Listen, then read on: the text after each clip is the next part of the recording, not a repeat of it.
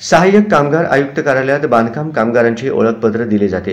त्यानुसार बांधकाम कामगार जालिंदर चंदनशिवे राहणार पाकणी उत्तर सोलापूर या कामगाराने काल दुपारच्या सुमाराला नोंदणी कार्ड मागणीसाठी गेले असता कार्यालयातील कर्मचारी यांनी त्या कामगारांकडे थेट पैशाची मागणी केली।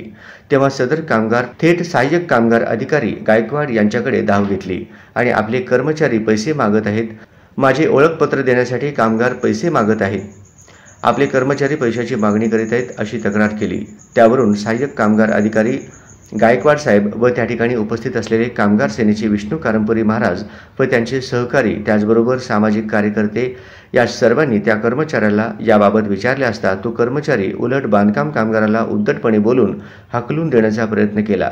तेव्हा सर्वांनी मिळून त्या कर्मचाऱ्याला कार्यालयात आलेल्या कामगारांसोबत व्यवस्थित वागण्याची आणि कामगारांना व्यवस्थित बोलण्याची शिका आणि त्यांच्याकडे पैसे का मागता असे विचारले। या प्रकारामुळे सहाय्यक कामगार आयुक्त कार्यालयात व बांधकाम क्षेत्रात काम करणाऱ्या सर्व कर्मचाऱ्यांमध्ये एकच खळबळ उडाली आहे। सहाय्यक कामगार कार्यालयात पैसे देऊन कार्ड दिले जाते असे दबक्या आवाजात बोलले जात आहे।